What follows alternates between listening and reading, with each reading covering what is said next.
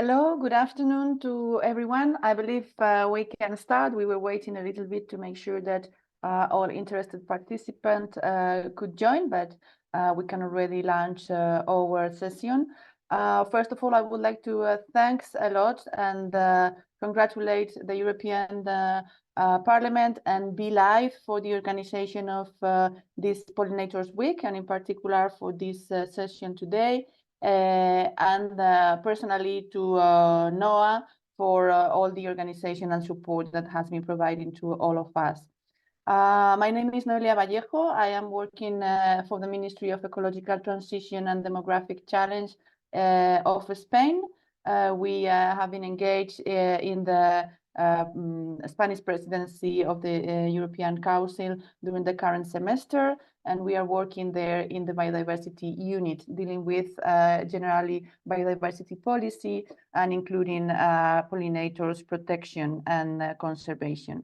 It is my pleasure to moderate this session today, where we will hear many interesting and inspiring experiences from the different panelists, focusing on the youth and pollinators, so the young generations and the work with pollinators. So really keen and happy to be able to share this session with all the panelists involved. Let me just share, first of all, a couple of housekeeping rules for everyone to take into account. We will have 5 panelists today with us. Please, all participants, feel free to make your comments and questions. You can use mostly the questions and answer function that you have below your screen. If there's something that you would like also more to share information about, you can also use the chat function. We will be taking these questions either for the panelists at the end of their interventions, if there's some clarification that is needed, or also to launch a bit of a debate at the end of all the interventions. I would just, from my side, maybe just like to share a couple of information or references for contextualization of this session today, by recalling the importance of the engagement of youth and young generations in biodiversity action and policies, both in the preparation and, let's say, planning of these policies and in its actual implementation, including, of course, for pollinators. So this is very well reflected in the current global biodiversity framework that was adopted under the Biodiversity Convention in December last year, that calls strongly for the engagement of youth in its implementation of the framework, and that even have one of its 23 targets, especially focusing on the need to ensure the full and effective participation of all relevant stakeholders, among which it particularly highlights the role of youth and young generation. The same principle is also clearly reflected, for instance, in the EU biodiversity strategy that calls for the principle of equality and the need to integrate the participation of all stakeholders, including youth.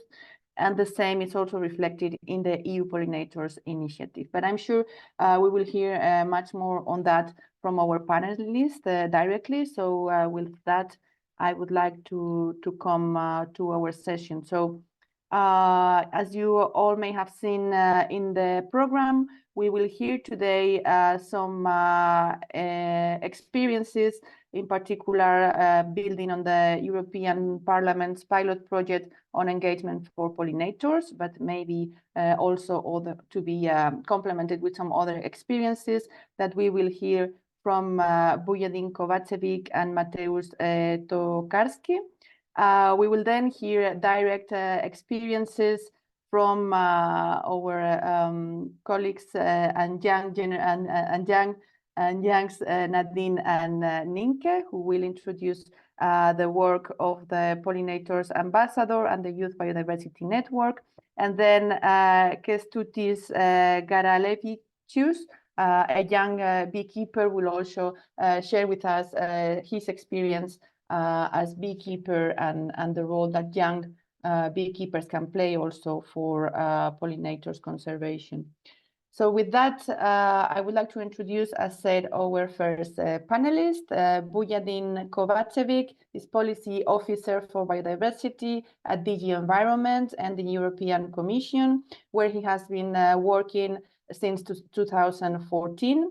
He's a biologist with particular experience in ecology, renewable energy, and environmental economics, and has completed 2 master degrees, one on science biology and another one on environmental science, economics, and natural resource management.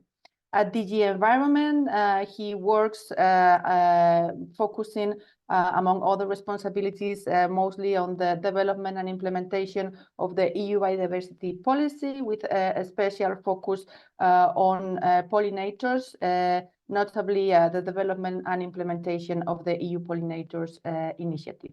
So we will hear many, from him, experiences directly linked with the role of youngs.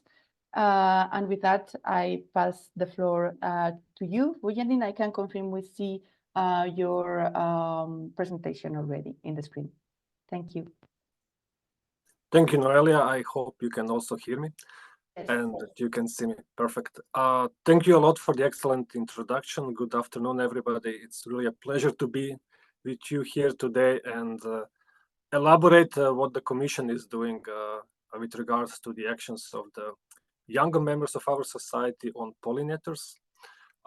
There will be 2 of us presenting today. So I work in DG Environment, and I already mentioned, and Mateusz from JRC will, of course, complement from the side of activities that the Joint Research Center is doing within the Commission. I hope that all the people listening to us online, especially young people, are already aware of the EU action on pollinators through the so-called EU Pollinators Initiative. We now also call it a New Deal for Pollinators, which reflects a higher ambition and, of course, higher commitments to do something about this problem. Probably there is no need to go into the topic. Everybody who was listening the Pollinator Week so far is aware that we are in, let's say, dire straits when it comes to pollinators. They are declining dramatically over the last decades, and we need urgent and decisive action at EU level, but also at member state level, especially regional, local level, to do something about it. Of course, it's an issue that affects mostly the youth, the future generations. We already feel effects now, but it is, at least scientists are predicting that these effects will become ever stronger with every passing year.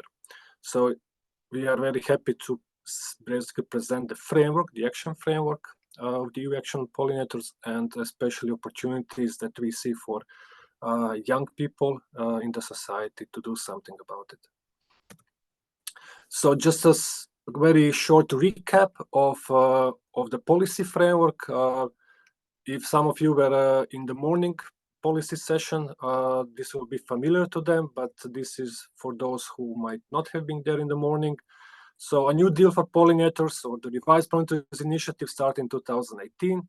So we have already now 5 years. We are 5 years old. We already reviewed the action framework, and we revised the initiative, which is a much stronger and more ambitious action framework, which came in January this year.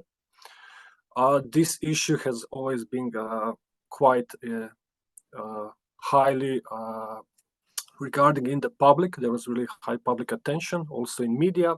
And most recently, this is reflected in the European Citizen Initiative, basically a petition of EU citizens called Save Bees and Farmers, where almost 1.2 million citizens called for stronger and more ambitious actions to reverse the decline of pollinators.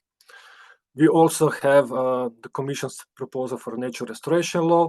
So it's an ambitious framework, legal framework, to basically follow on the commitments that we already have in the initiative. And it is also, I'm quite satisfied to inform that after the long negotiations in the Parliament and the Council, this proposal, we reached political agreement, which was also endorsed today in the Envy Committee in the Parliament. And of course, the political process continues, but we hope that next year we're going to have the law adopted. Within this law, we have a legally binding target to reverse pollinator decline by 2030. So, and after that, ensure that the trends of pollinators continue increasing until we reach the satisfactory levels.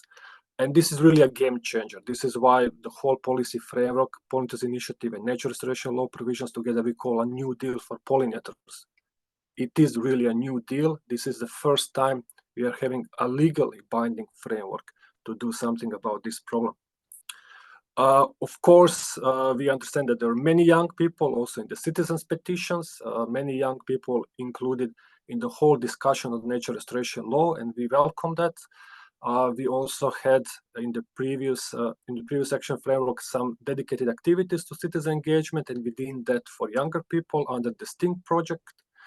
Mateusz might later give a bit more details on that, but here you also have a link so that you can check for more information. Within the new framework, with the revised action framework, we have a dedicated action, which is about citizen engagement and engaging youth. It's action 10.2, and you can also check more information later on. This action will pretty much rest on the pilot project, which is upcoming. It's a Youth for Pollinators pilot project, which European Parliament proposed last year. The budget is 4.5 million euros. This is quite an ambitious budget for this type of projects. And in this proposal, the Parliament asked the Commission, so us, to establish pilot, basically a youth assembly, like a central place where young people could come and through which young people could basically take part in the governance of the policy, basically in the development, implementation, even evaluation of the EU Pollinators Initiative, of the New Deal for Pollinators. Mateusz will also say more things about that in the upcoming slides. The Parliament also asked as a kind of second pillar of this pilot project, Commission to pilot, test small grant scheme. So it's not only about young people coming and being part of the governance of the policy, being part of decision making. It's also about supporting with concrete resources activities of young people. And those activities can really range from being part of monitoring processes, young researchers contributing to research, to tackling the drivers of pollinator decline concretely, conservation activities, working with mainstreaming within the sectors, for example, like land management, dealing with invasive alien species, helping to reduce the impacts of pesticide use and so on. But also those activities can go into the direction of mobilizing the whole society and trying maybe to facilitate stakeholder collaboration so that bring everybody together. Young people who will, of course, face the most serious consequences of this problem are really the key players to galvanize everybody in society, push everybody in society, to say it like that, to come together and do concrete, tangible actions so that we mitigate the potential future impacts. So this is where the small grant scheme will come in. And the third pillar is training and education. We will try to raise capacity for that, embedding the pollinator conservation objectives into the school curricula, so that it's not only, let's say, older teenagers and let's say people in their 20s that would be able to do something with the pilot project, but it's also the younger members in the primary and secondary school. We need to start, of course, early with the engagement of students, pupils, and this is what this third pillar would do. And all these three pillars, but especially the Youth Assembly in particular, are supported by JRC, Joint Research Center's Competence Center on Participatory and Deliberative Democracy, and Mateusz is part of this team. And they are extremely knowledgeable and experienced how to do that. and basically they will support our environmental department in implementing.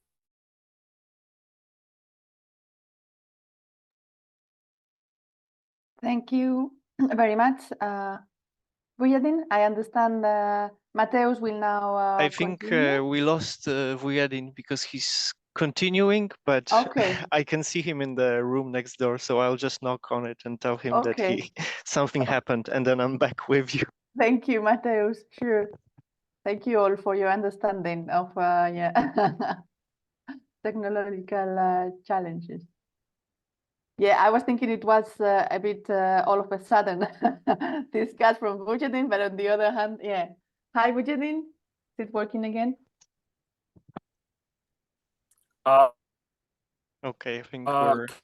Can you hear me? Yes, No. I think so. Try again. Maybe you can come over to Mateusz's room and continue there. I can also pick up, because I think we got actually to the point where I would take over and start presenting a little bit more about the assembly and the background to that. And we see if we hadn't managed to get, or I can even try to share the slides. You actually. cannot hear me, right? We kind of hear you, kind of, yes. So let us, maybe you try, Mateusz, to already share the presentation. Yeah. Meanwhile, I take the opportunity to introduce Mateusz Kovacevic to everyone. As Vujadin already said, Mateusz is working on the GRC, so the Joint Research Center from the European Commission, Competence Center on Participatory and Deliberative Democracy. He works as a policy analyst in that center, where he coordinates projects on the engagement of citizens in addressing the decline of pollinators, again, among other issues. His background is on film and theater studies, cognitive semiotics, and environmental philosophy. And his research, he focused on examining narratives on the coexistence with wildlife from the perspective of ethics and hermeneutics. So with that, and I think, I'm not sure if Vujadin has told anything, but I said, maybe Mateusz, you can continue. Noelia, can you hear me now? Yes, now we can hear you, Vujadin. Yes. Okay. Sorry, I have no idea what happened, but the system crashed. But do you see the presentation, right? Yes, we see now the presentation. Yes. Okay. But it's you, Mateusz, sharing, right? I started sharing. In any case, I was basically finishing, so it was, yes, just my last sentence is just to pass the floor to Mateusz, who will continue. Thank you. Okay, then thanks a lot, Vujadin, for this very good overview of the policy and the legal context for pollinators, and also the initiatives by the Commission on the engagement of citizens and youth. And then we pass to Mateusz, and of course, Vujadin, you can complement when he finishes or when we have the debate later on. So please don't hesitate also to come back. Mateusz, then please, the floor is yours. Thank you. Thank you. So yes, on the GRC side, we've been working actually with DG Environment for quite a while, and on this specific project, I'm working together also with Elisa Vecchione and Angela Guimaraes Pereira. And I wanted to start sort of by making reference to also yesterday's conversations, which were not necessarily about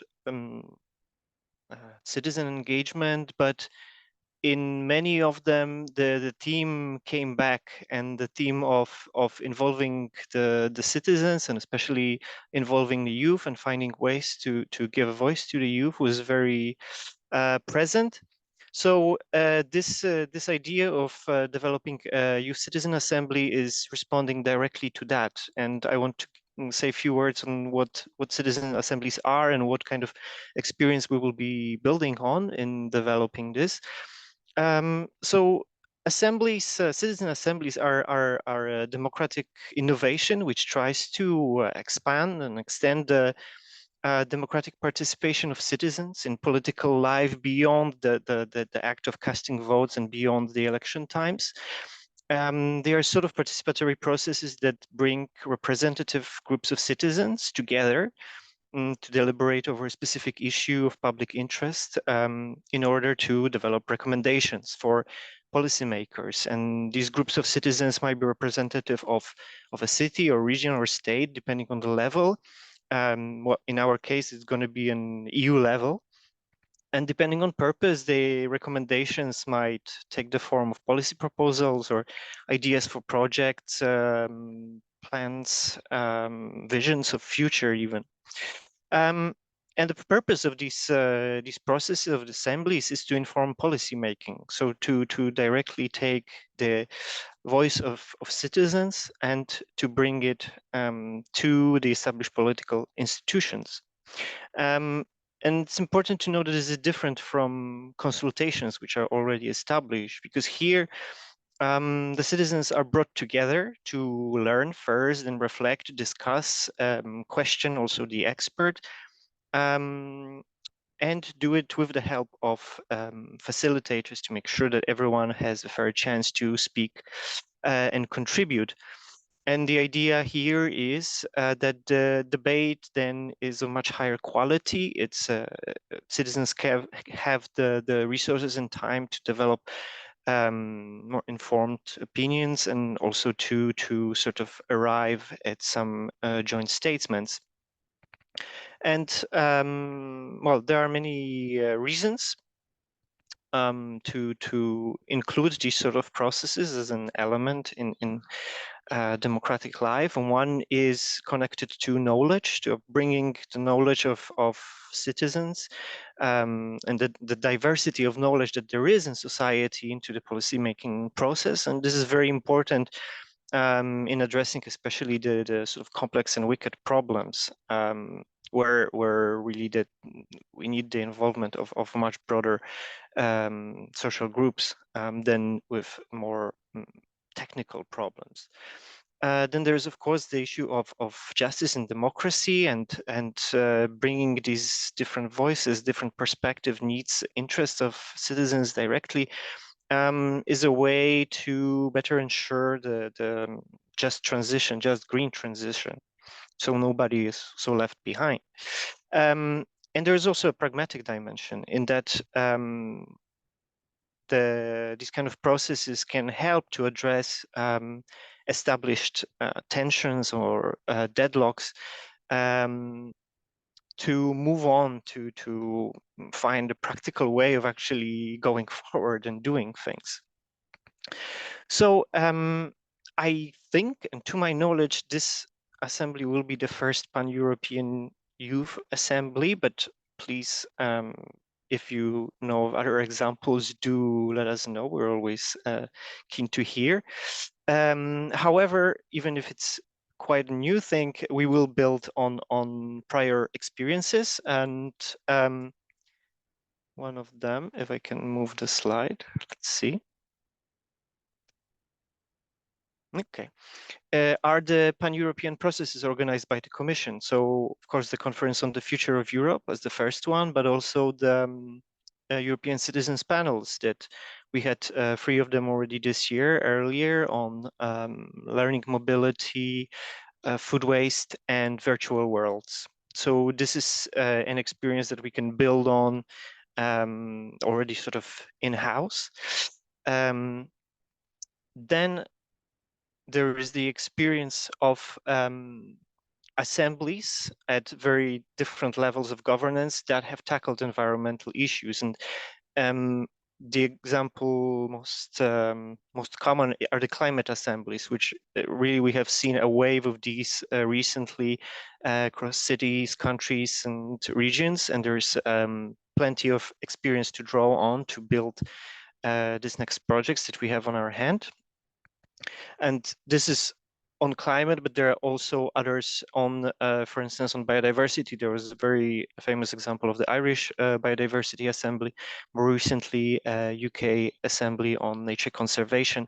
So yeah, and then finally, there are also examples of assemblies, so far regional or national, that bring together youth or even children.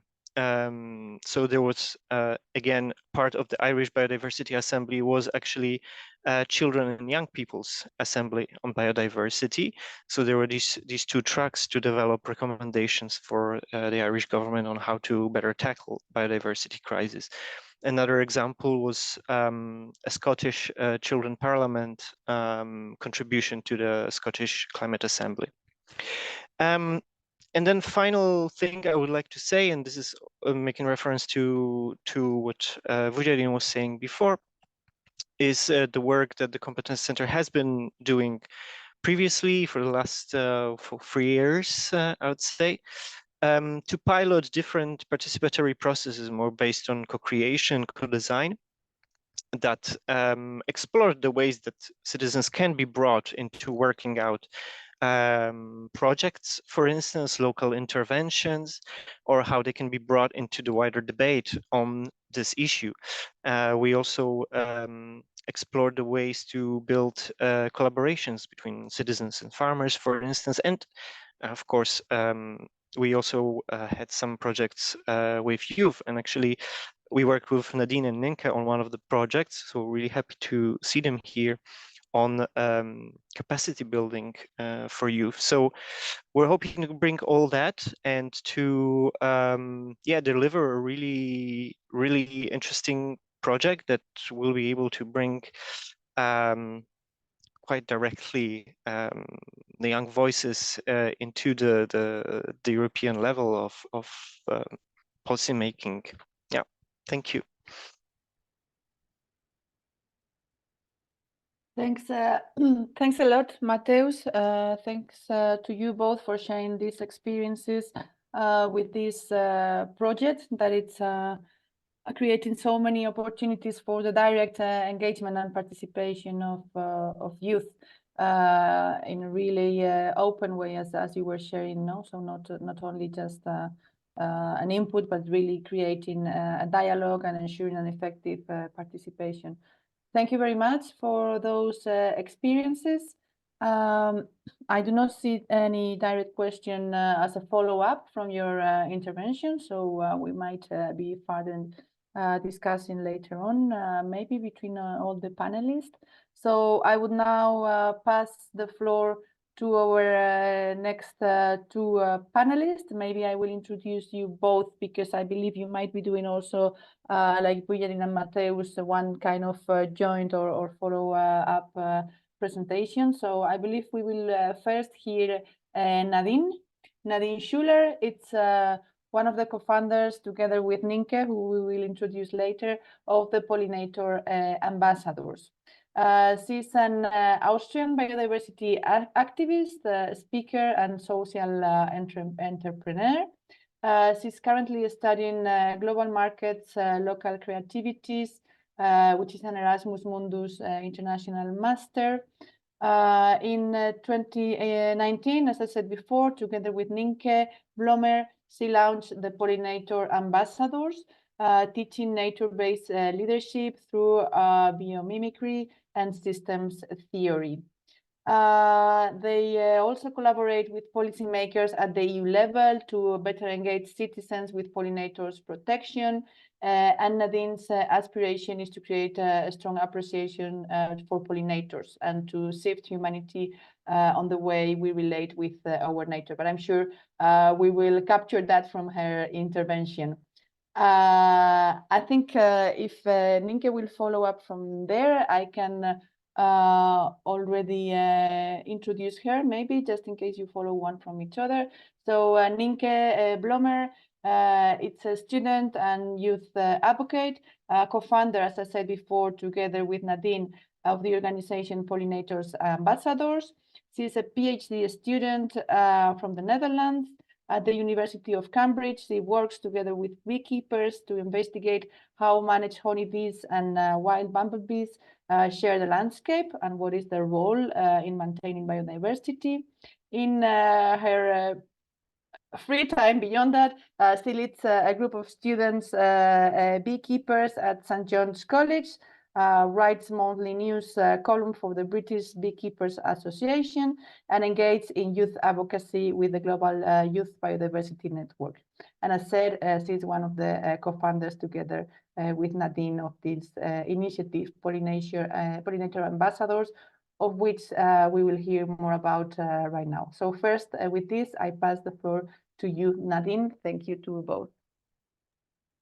Thank you, Noelia, for the introduction and for having us. And thanks everybody for joining the session. This will not be the typical presentation about youth demands for policy, but rather provide a little window into the world of young pollinator ambassadors, as we call ourselves, and our impact journey as young entrepreneurs. So Nynke and I, both beekeepers and lovers for nature and of nature, embarked on a journey that led us to a term we haven't heard of back then in 2019 when we started, and that is impact entrepreneurship. So that term entrepreneurship is often associated with profit-oriented businesses, but our interpretation and definition definitely includes anybody who creatively solves problems, and thus also includes NGOs and NPOs. So we were quite on a long scout to find out how we could make the biggest possible impact to regenerate pollinators. We engaged in beekeeping education, campaigning, policymaking.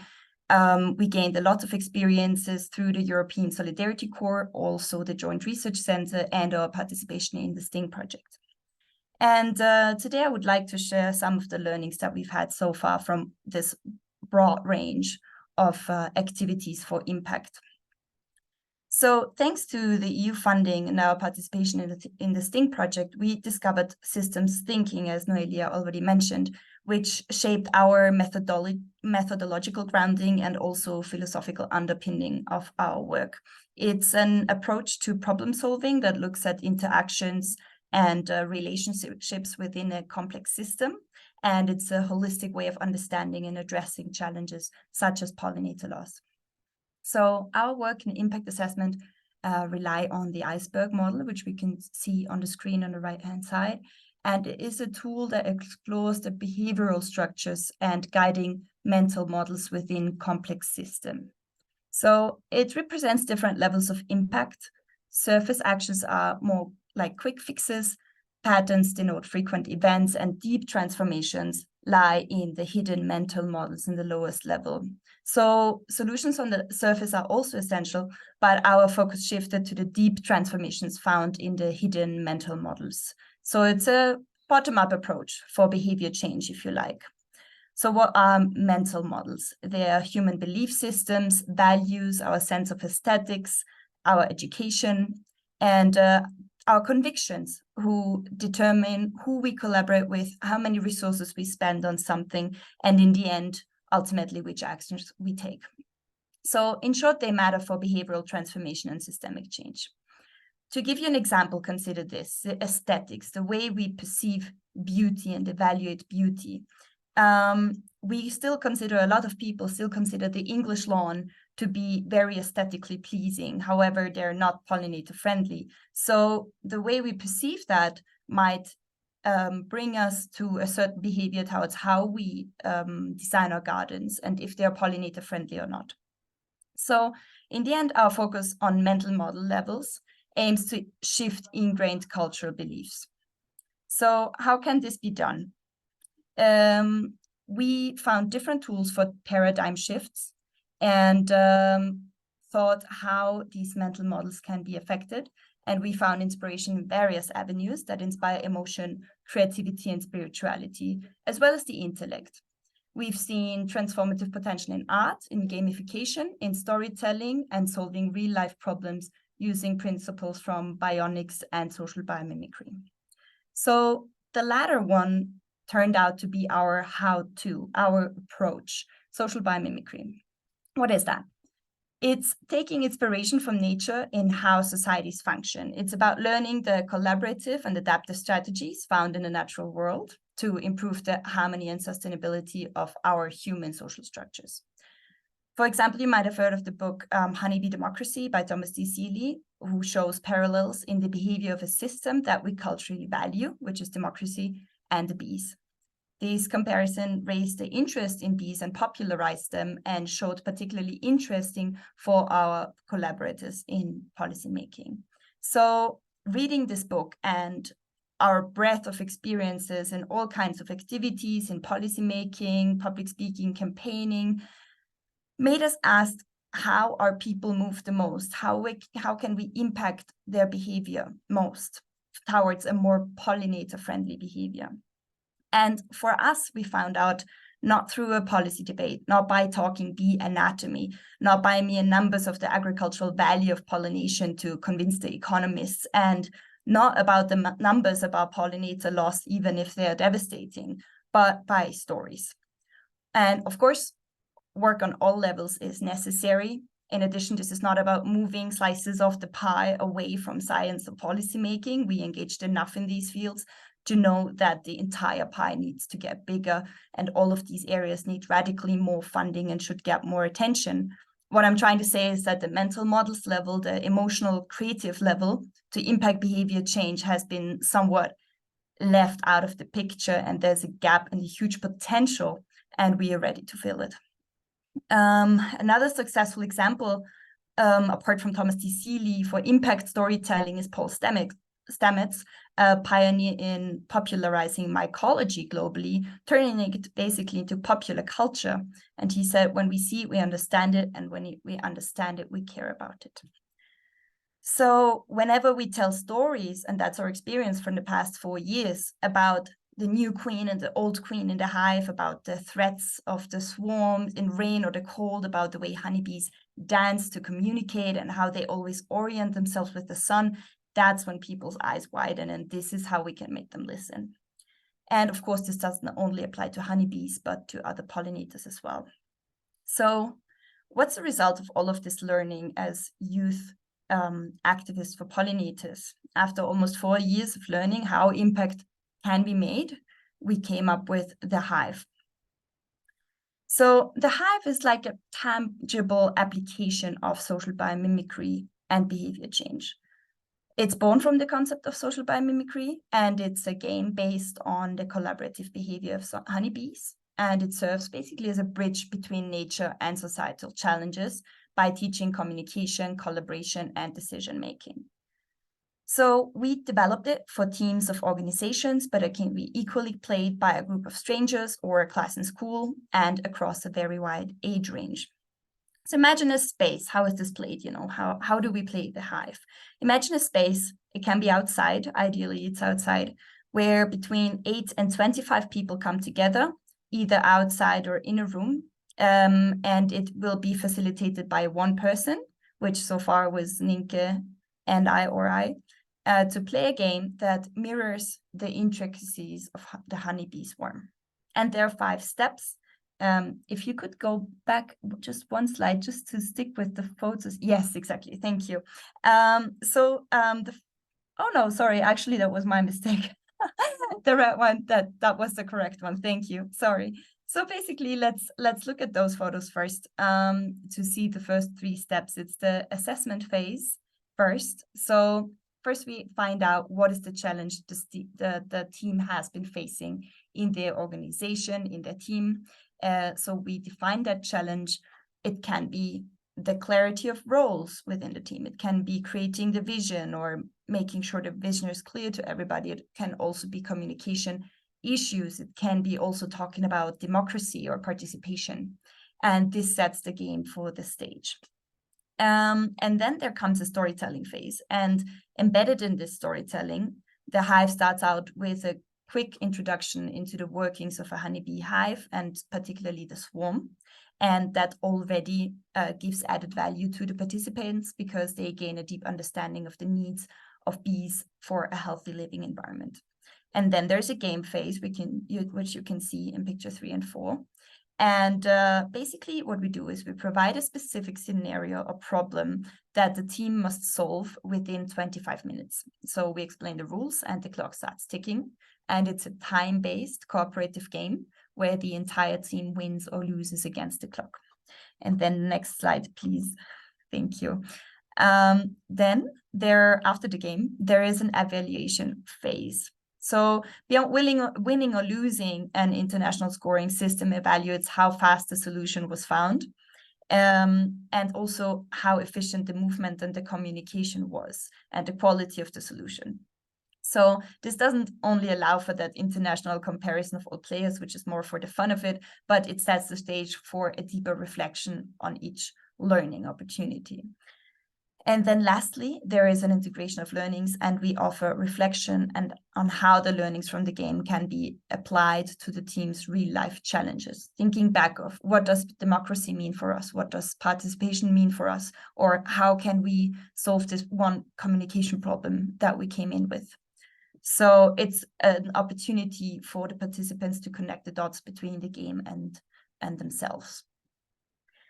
And then let's move on to how the game was perceived so far. We have started developing the game online due to the pandemic, and then we have piloted it throughout a variety of countries, and finally offered it in Austria this summer for the first time. And the Hive has definitely sparked immense interest, and participants has expressed their raised fascination for pollinators, but also newfound understanding of team dynamics. And the feedback has been quite positive, and there has been a particular call to bring this game to schools. What are our next steps after we have learned from the feedback of the people?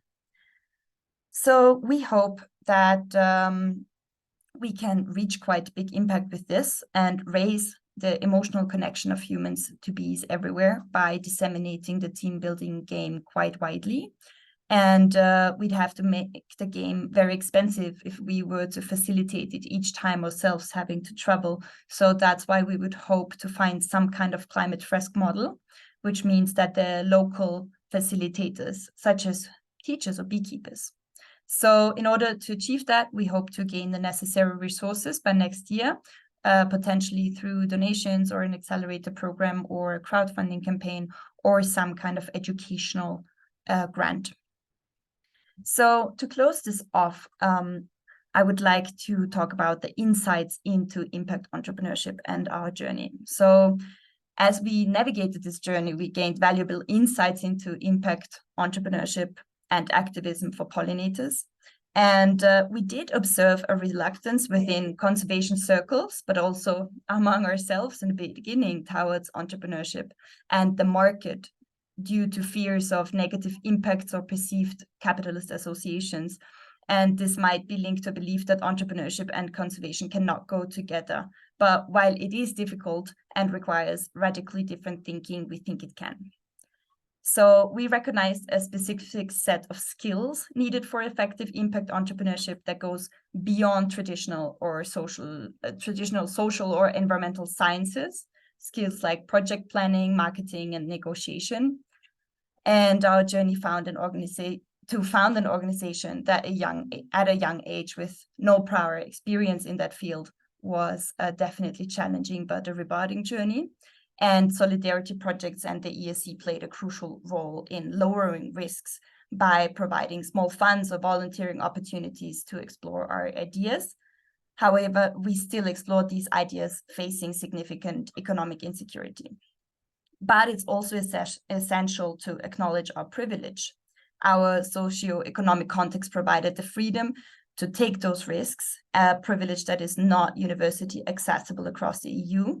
And all of us need to remind ourselves to not only use this privilege for good, but work on extending it to others. So our changed perspective on entrepreneurship and activism encourages us to see them not only as mutually exclusive, but instead as complementary forces. So young activists can be entrepreneurial and regenerative for pollinators. We want to see more young people take that plunge and explore activism and impact entrepreneurship.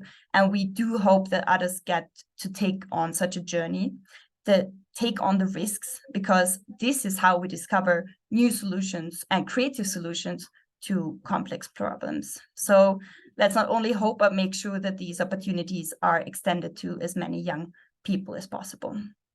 Thank you. Thanks. Thank you very much, Nadine. Thanks a lot for all this experience, for this wide look that you have shared on pollinators, on youth engagement, but also this wide approach and innovative or conciliating approach on entrepreneurship and activism, and and this call for inspiring more youth engagement on that regard.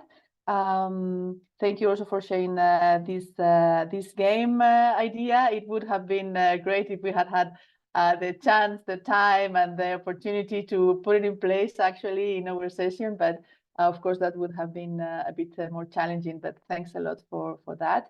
And we can pass now to Nynke. The floor is yours. Thank you. Thank you so much. I'll be presenting on Gibbon Europe, which is the Europe chapter of the Global Youth Biodiversity Network. So I also work with Nadine on Pollinator Ambassadors, but I'm also very active in the Gibbon Europe organization. So as you all know, my name is Nynke. It's great to see you all here, and thanks for coming to the session. So I'll be presenting what Gibbon Europe does and also give some examples of what we've done for pollinators and what our members have been doing on the ground. So first, so not going to the next slide. Yeah, so first a little bit about who we are. So Gibbon is recognized and supported by the CBD Secretariat, so that's the Convention on Biological Diversity, as representing the voice of the global youth and in the negotiations for the CBD. We raise awareness among young people of the values of biodiversity, and we connect individuals and youth organizations in order to build a global coalition to halt the loss of biodiversity. So globally, we have over 1,500 youth members, and in the Europe chapter, we have over 100 youth members. The Europe chapter was founded in 2019, just before the pandemic, and we're still continuing to work today. So this is what we mainly focus on. This is our action roadmap, and it shows the main activities that we do. So we build capacity for youth, and we aim to empower youth. We also do youth consultations to gather the priorities of the youth so that we are able to communicate the diverse opinions of all of the youth that are in our networks. We also do advocacy and campaigning, for example, on social media, but also on the ground. And we also do actions such as regional or local activities, which I'll get into a little bit more later. And together, these form the basis for our global youth movement. And we also participate and send youth delegates to attend the UN CBD COPs. And that feeds into implementation on the ground, where we do activities that are in line with our vision of living in harmony with nature. So throughout everything that we do, there's three main principles that we follow, which are intergenerational equity, transformative education, and human rights-based approaches.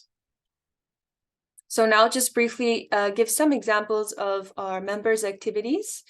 One of these actually also participated in the STING project, but the person who did it can't be here today, unfortunately. So first off, it's Pollinators Day, an initiative started by one of our members, Barbola Gheorghe, in Romania and Hungary. So in 2018, a celebration started as a civil initiative in Hungary, led by Barbala, and it's now celebrated annually in Hungary and has also spread to Romania as well. And it involves museums, government, and educational institutions who organize events to raise awareness for pollinators and also do activities such as planting gardens and so on. The next example of an activity is the Pollinator Palette. It's another project that was run by one of the Gibbon Europe members, Gerrit Ohm, and actually funded by a STING project as well. This project was a series of workshops in botanic gardens in Spain, Slovenia, and Germany, and focused on pollinator identification, a skill that is slowly being lost due to not enough young people learning from older experts. And the last thing I wanted to highlight is Gibbon Europe's work on producing 10 policy briefs on 10 different topics that mirror the EU biodiversity strategy. These briefs were written by youth and informed by youth consultations, and they also serve as a way for youth to get more involved and informed about the different policies affecting them in the EU. And they're available on our website if you're interested. That's all from me. These are all of our websites and social handles. Please get in touch if you're interested in collaborating or learning more. And thanks so much for listening. Thanks a lot to you, Nynke, for these additional experiences and work that it's being undertaken in the youth Global Youth Network and at the European level. Thank you very much. I am not seeing any questions for the time being, so I think we can pass to our last panelist.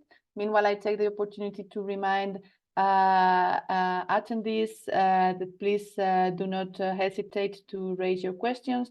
Actually, I see one question right now on the hive, whether it encounters difference between honey and solitary bees. I don't know if this is something you would like to reply straightforward, Nadine, please. Sure, thanks for the question. We do highlight that the game is about honeybees, although at the same time we also utilize the platform of the hive to say that there is a much broader diversity of bees and pollinators to be talked about, and that are of importance, because we notice that a lot of people are not aware of the difference between honeybees and bees, and that honeybees is only one type. So yeah, I hope that answers the question. It does. Thank you very much. And I think it's a very relevant one, because indeed, I think there is this very broad perception when we're talking about pollinators. Many people just put their mind in the honeybees. And it is very important, I think, from the conservation perspective to always remind the emphasis that, of course, that's an important part, but what is really a big share of the pollination function, it's the wild pollinators, and also the role for biodiversity and sustaining biodiversity as such. So indeed, very good that you can raise also this message to open the minds to be a bit broader when we address pollinators. Thank you for that. As I was saying, please, every attending, don't hesitate to raise further questions, also for the debate or a bit more dialogue that we are going to have at the end. But I would like to pass to Kestutis Garalevicius. Kestutis is a young professional beekeeper with 10 years of experience on the field. He is also a member of the Association of Professional Beekeepers of Lithuania. And in addition to that, beyond his practice as a beekeeper, he is also very much engaged in further sharing his knowledge and his experience, including, for instance, through the publication of a book that he has published for beekeepers. So very eager to hear your experiences and messages. Kestutis, apologies, the floor is yours. Thank you very much. Thank you very much for the introduction. And thank you on the behalf of the whole young professional beekeepers, and especially also the Association of Professional Beekeepers of Lithuania. And today I'm going to present that our opinion that we are deeply concerned about the uncertain future of beekeeping within the European Union. So in effort not to present only my mere personal anecdotes and opinions, I have engaged in extensive discussion with our association members, and especially the young beekeepers, who represent the future of our industry. And collectively, we have identified a pressing set of challenges that threaten not only our livelihoods, but there are also challenges that could make an impact to our ecosystem. So as aspiring young beekeepers, one of the major problems is the whole price of honey. So honey sales constitute a cornerstone of our financial stability, and the current pricing trends have severely jeopardized our ability to operate sustainably. While honey market has remained relatively stable compared to steep inflation plaguing other cities and other sectors, this apparent stability masks a stark reality for many beekeepers. So let's consider an example of one of my fellow young professionals who, after selling all of his honey last year, couldn't, and having paid all the financial obligations, he found himself trapped with liquidity issues.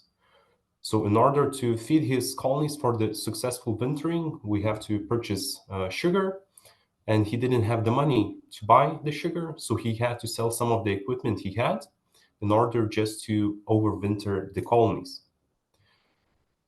And meanwhile, the European subsidies have increased a little bit the number of honeybee colonies within the European Union. They have failed to attract a significant number of young professionals. The lack of engagement stems primarily from the sector's low profitability, directly linked to the suppressed wholesale honey price. Because investing for us, young professionals, investing in state-of-the-art machinery becomes quite a rational proposition when we struggle to make the ends meet because we can't sell the honey. For example, one fellow is currently holding his honey because no one is buying the honey, European honey, because everything is imported from third countries. So there is no logic for us to use the subsidies to buy new machinery if we can't sell the honey. So consequently, subsidies, while they temporarily increase the colony numbers, will prove ineffective in the long run unless the profitability of the beekeeping sector improves. And this implication of reducing beekeeping community extends far beyond the economic well-being of individual beekeepers. The delicate ecosystems that underpin the European Union's agricultural productivity are poised to bear the brunt decline. Honeybees, which are the primary pollinators maintained by beekeepers, play a crucial role in ensuring the successful pollination of crops, accounting for 76% of our food supply. And without us, young professional beekeepers, the prospects of sustainable food supply in the European Union are at a grave risk. The disruptions of global food supply, as vividly demonstrated by the ongoing Russian-Ukrainian conflict, serve as a stark reminder of the perils of neglecting the beekeeping sector. Furthermore, the unchecked influx of adulterated honey not only distorts the market and food supply chain, but also poses a direct threat to the health of the European Union citizens. Genuine honey is a natural treasure, which we all know has many health benefits and is widely utilized in various health and cosmetic products. But the recent investigations, which probably everyone is familiar with, revealed that nearly half of the honey samples are fraudulent imitations of honey. And this pervasive adulteration casts a shadow over the quality of honey consumed by European citizens. We are left speculating about the potential implications, health implications, and production practices employed in these counterfeit products. And the consumption of poorly produced honey reduces its health benefits and could indeed exacerbate health concerns rather than offer any wellness for the consumers. And in the light of these pressing challenges, the need for immediate action within the European Union apiculture industry is undeniable. The well-being of countless individuals, not only beekeepers, hinges on the resolution of these critical issues. As young professional beekeepers, we have crafted several ideas how to safeguard the future of our continent. We advocate for the implementation of stringent border controls to ensure the quality of imported honey. We do not say we can't import honey into the European Union, but we must ensure that the honey imported is of a high quality and not a syrup or something which skews the price. And by rigorously enforcing quality parameters, we can simultaneously protect the health of the European consumers and bolster the price of honey within the European Union. And consequently, the possible reduction in the number of pollinators would be eliminated because our sector would not go into decline, we would not be in depression, and we would not sell off our operations because we can't make money. So from our perspective, the only possible solution is to control the import of honey, of the adulterated honey, so no fake honey is coming to the European Union. So in conclusion, when addressing the challenges faced by the beekeeping sector, we must adopt a holistic perspective, recognizing that the fate of beekeepers is inevitably linked to the well-being of the European Union as a whole. And the decline of beekeeping not only jeopardizes our food security, but also exposes our citizens to the risks of adulterated honey. And to avert these issues, we urge implementation of stricter border controls for the imported honey. And we firmly believe that working together, we can safeguard the health and the well-being of the European citizens. So if there are any questions, I would welcome that.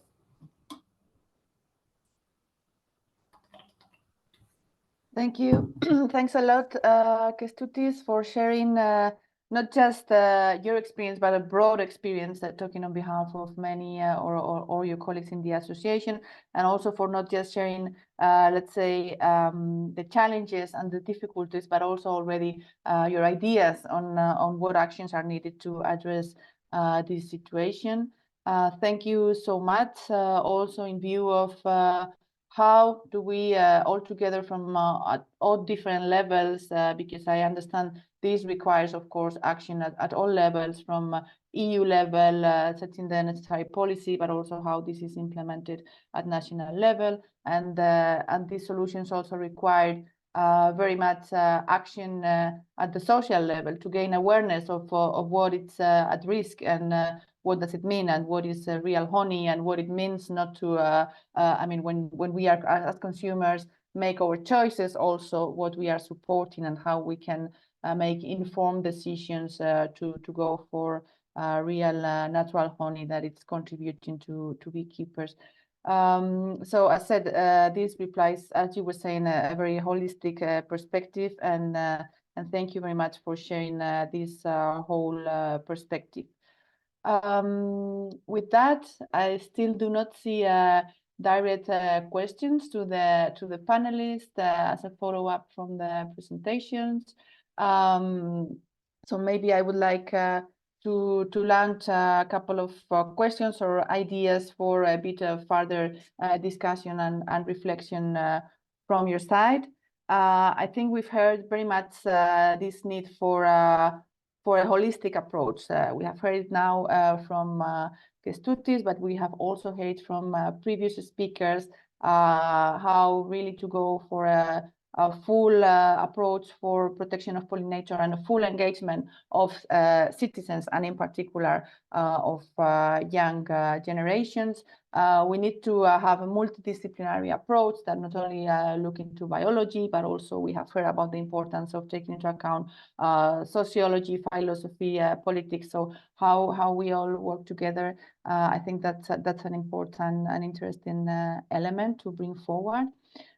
We have heard some very nice experiences of initiatives that have really promoted a further engagement from young colleagues in the decision-making and implementation related to pollinators. And we have heard also from Nadine and Nynke how they wish this goes further and beyond. We have also seen, so this would be somehow some bottom-up experiences on how really you yourself come with an idea and put it in place. We have also heard nice projects that at European level, at the higher level, are also promoting to implement that, to provide a space for that to occur and to further promote this type of initiatives, including with this assembly that it's a citizen assembly that it's being created, and this European pilot project. So I think the question to you and the invitation to further exchange would be, how could we make this happen further? So what are the elements that could help to have more of these initiatives in practice at every level, so both at European level, but also at local level, at every level? What are the key factors that you think that can help booster this further engagement? So that's an idea from my side for you to maybe further explain your views, but of course, I would also like to invite you to interact with each other. So maybe if, having heard other panelists, you have any questions, any comments to raise, please, all panelists are invited to do so. So the floor is open to you all, and of course also to the rest of participants if you wish to make any comment or further question.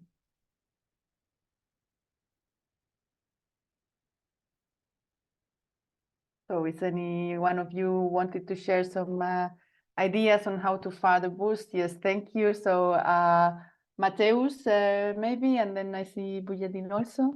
Thank you. I don't know if it's an idea immediately to boost, but when I was hearing the presentations, I was also thinking to yesterday, there is, in connection to younger citizens and younger generations, there seems to be a thing that we're lacking young farmers. Then we might be lacking also young beekeepers. We're lacking young people with knowledge of taxonomy. And I think there seems that there is maybe a potential for some sort of synergy here of working together on these three elements, to address them together as well, because they connect very strongly together. I don't know if there is an idea of that also linked to the youth more research projects, but I don't know, perhaps this could be something to bring together, and perhaps there already are projects that bring these three different groups of young aspiring people to these professions, to work together and support each other in their work. Thank you very much, Mateusz. Indeed, very relevant to promote that kind of approach for the future, and the benefit also of generating also job opportunities and participation opportunities. Vujadin, please, the floor. Yes, thank you, Noelia. Basically, to complement a bit what Mateusz was saying, well, what you were saying as well. I mean, the holistic approach means that you cover different dimensions of the problem.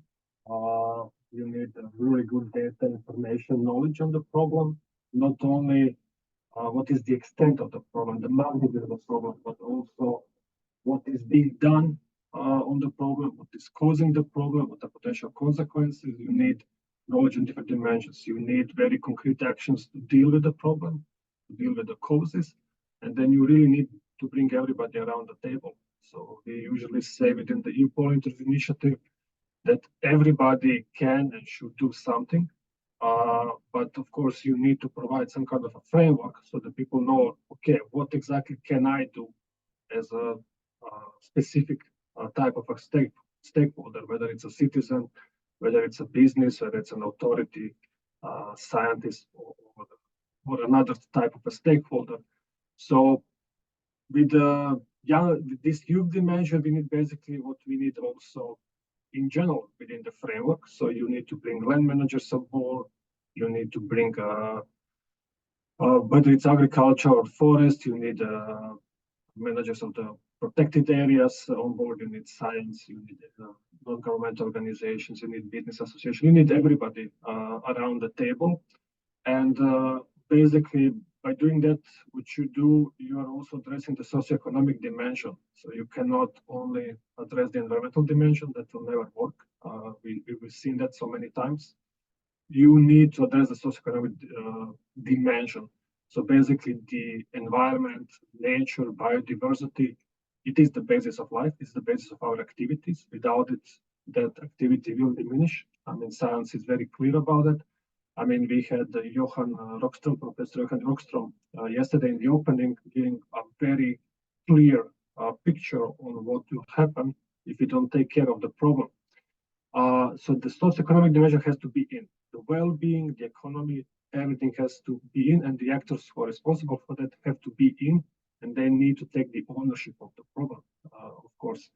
And I'm very happy that already in the Parliament's proposal for the pilot project for pollinators, this is already in, and especially the regional and the local dimension. The EU Pollinators Initiative is really looking forward. We have very strong framework at EU level. We see that member states are moving at national level with many national pollinator strategies, but we definitely need now to also to move to regional and local level.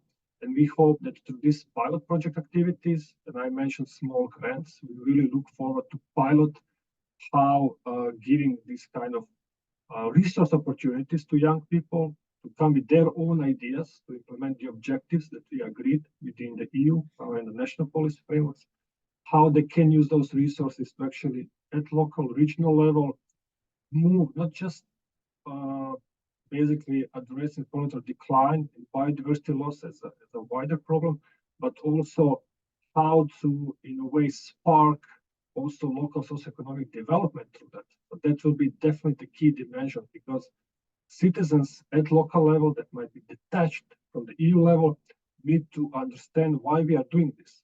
With biodiversity, it's more difficult than some other areas of work because you don't usually imminently see the results of your work. It's sometimes a bit midterm, long term, it's for the future, but still you need to explain, they need to understand why this is being done. Without citizens, broader society on board, we will not be able to tackle the problem. I think this came out quite clear. This is why we are investing so much in the engagement of citizens and, of course, especially the youth. And I'm sure that Nadine and Nynke will definitely raise the issue of resources. And that's really a big question. How do we facilitate youth to tap into the resources that exist at EU level and national level? It's not only the EU level. Here we have a pilot project, but in the EU Pollinators Initiative, we are very clear, and we call on member states as well to invest into this. It's not only about European Commission, it's not only about EU level. We call also on member states to complement what the Commission is doing. Thanks. Thank you very much, Vujadin, for this comprehensive bunch of ideas and all the different levels, of course, that need to be taken into account. And of course, it is crucial to continue. And for that, I want to thank again for the organization of this Pollinators Week, because it is crucial to continue to raise awareness on what it means and when we are investing or when we are taking action for pollinators, as you were saying, also at the local level, or also when it's youth engagement. To gain this engagement, it is crucial that we are all well aware of the impacts of that at socio-economic level, also the ecosystem services that this is providing. So indeed, thank you for stressing that, and also for signaling the different initiatives that are working already. And I think from what we've heard, I think this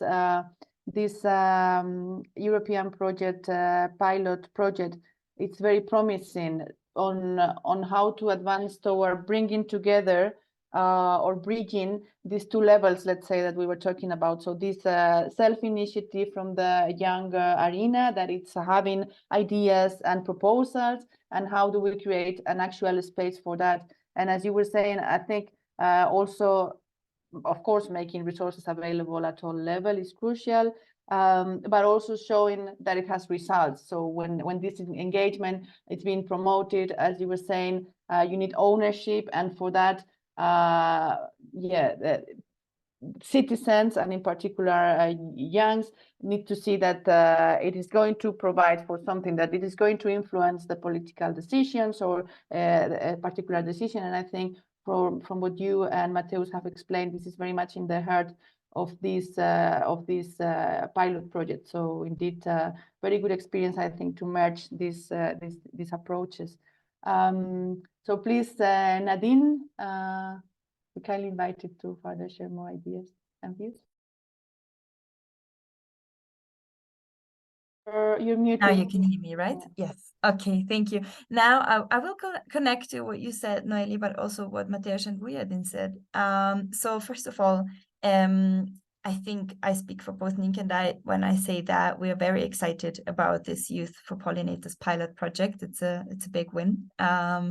And we've been one of those annoying young people who've been pushing a lot for small-scale funding in the EU. I see Vujadin grinning there because he knows. And so it's wonderful to hear that.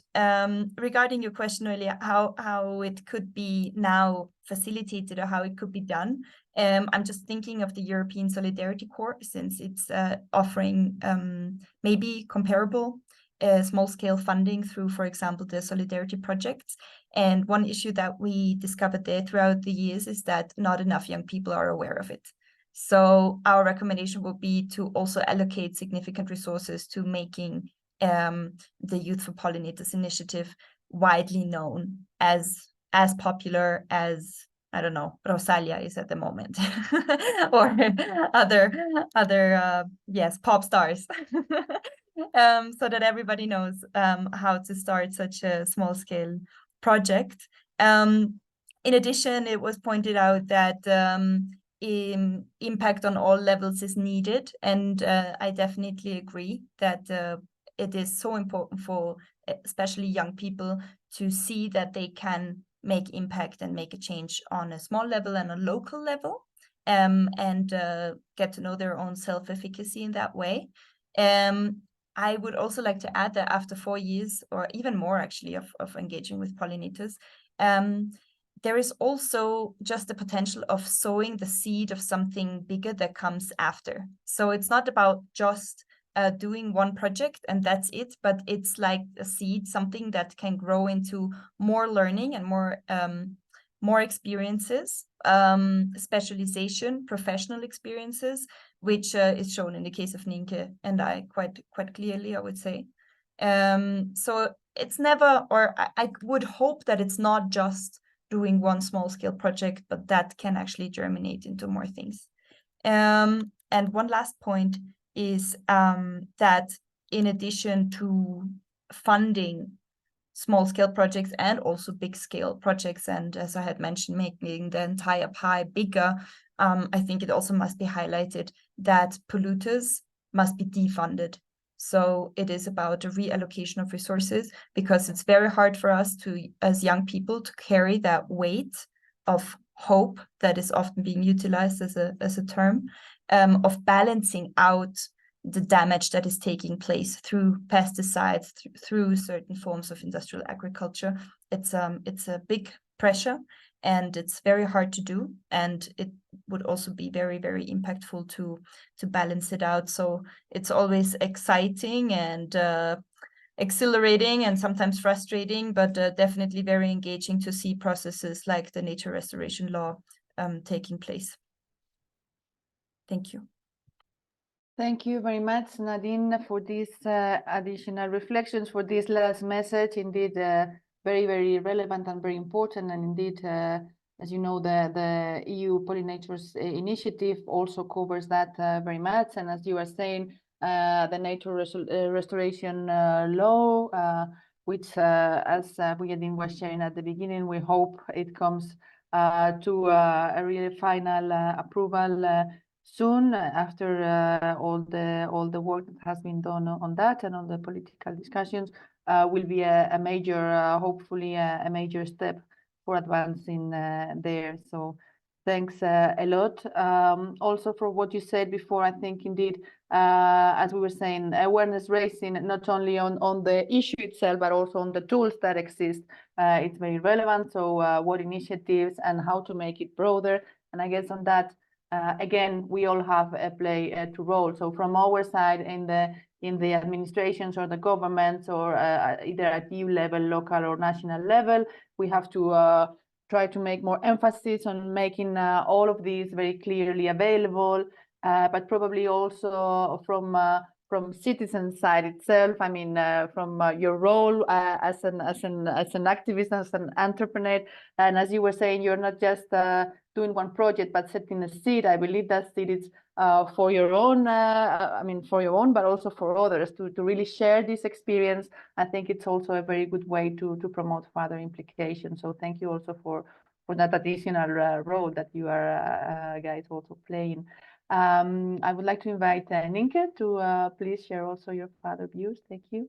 Thank you so much. I agree with everything that's already been said. Very important points. But one thing that I think I also wanted to mention, which is actually where Nadine and I started with the organization that we founded, is from the perspective of being young beekeepers. And I think Kestutis will also probably recognize some things there, is that it's really difficult to find areas or like even pots of money to do activities as a young beekeeper specifically, because you fall kind of in between this idea of being involved in agriculture and being involved in nature.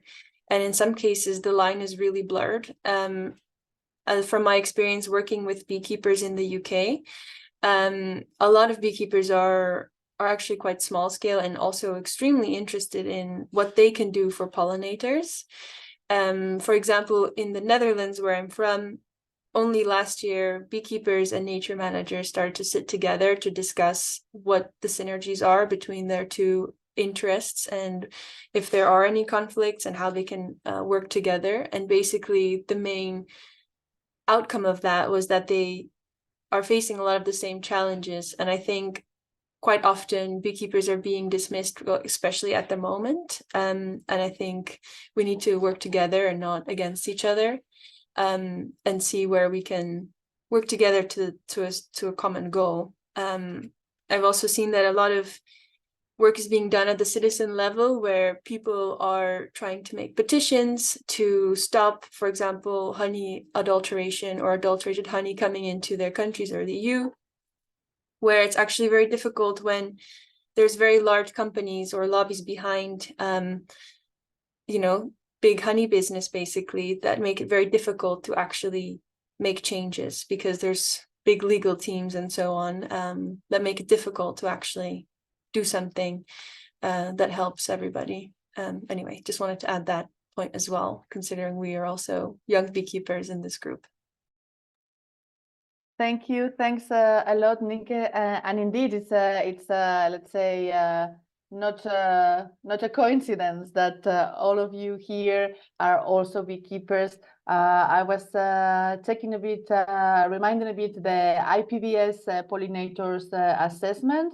And I recall that among the evidence that it raises, it highlights that beekeeping has been identified as a potential and effective tool for enhancing participation of youth and particularly for empowering youth to link biodiversity, culture, and society, and to take action on issues on environment and environmental impacts and pollinators and pollination. So actually beekeeping as such and being engaged as a young beekeeper gives you very much this link and this interest and this care to go further and to protect in a broader way pollinators and nature and to be engaged with biodiversity protection. So thank you also for raising that message that I think links very well with the messages that Kestutis was sharing before, and with this general message of the need for all of us to consider how to make sure that we allow for maintenance of this activity for our young society and for the future. So thank you very much to you all for all these messages. I believe we're coming to an end. I did not see a further request, but I think we have had at least the opportunity to exchange a bit further and to hear your final remarks and to interact. So from my side, I just want to really deeply thank you all, each of you of the panelists, for very clear and very inspiring examples and interventions and ideas, and also for your personal commitment and enthusiasm in all of this. So both to our young panelists and our also young but representing the administration colleagues, to all of you, really thanks a lot for the engagement and for the clarity in your messages today. I think we have shared many interesting ideas. We see that there is much going on, that it can be further replicating, and basically to do that, that will be by working together, by listening to each other, by hearing what are the proposals that the citizens, and in particular the young citizens, are bringing, and how can we provide let's say, an institutional system that can respond to ensure this engagement. So I think with that, and of course, unless any of the panelists would like to have some final words, since we still have 1 minute, so I would please pass to Vujadin. Thank you. Just some final quick short remarks. I mean, first to thank BeLife for organizing Pollinator Week. These kind of events are fantastic in raising awareness, although I think the awareness is already quite high on the needed action for pollinators, both wild and managed pollinators, but more about bringing different actors together and discussing how do we change the things. This is absolutely critical. And of course, to thank all the young people already engaged. We have Nynke and Nadine here, Pollinator Ambassadors, but there are many, of course, other young people out there. So this is a shout out to them to continue to do the good work. We know that often it's on voluntary basis, but this is well acknowledged. And we hope that we will also, in the future, through the pilot project, try to see how to ensure some kind of systematic support. So we definitely already now invite everybody to get engaged in that pilot project. We are still in the very early preparation phase, but we hope to see this out sometimes mid next year or Q2 next year. The agenda is still a bit uncertain, but definitely we will provide first information as soon as possible. And of course, it's going to be great because we have 4.5 million euros at disposal. But I would just like to also kind of remind everybody this is a pilot project. We are piloting different activities. We are going to explore, try different things. Some things might not work. We hope that many things will work. And based on that, we are going to devise what next. Do we need to scale up? How to scale up? Do we need to scale up these activities? How in the future to ensure a more systematic engagement of young people in policy making on pollinators. So stay tuned for us. And of course, thanks to you, Noelia, for the excellent presentation. Thanks a lot, Vujadin. Thank you so much for this. I think these are very pertinent concluding words. So this can bring us really to the end of our session. Really deep thanks to all of you, and I can only join, of course, the admiration and really the congratulations to all the young citizens and you, our colleagues here in participant for your enthusiasm, for your commitment. Thank you so much to every one of you. And with this, I think we can close this session. Have a good afternoon. Thank you. Thank you. Thank you. Good afternoon. Michael.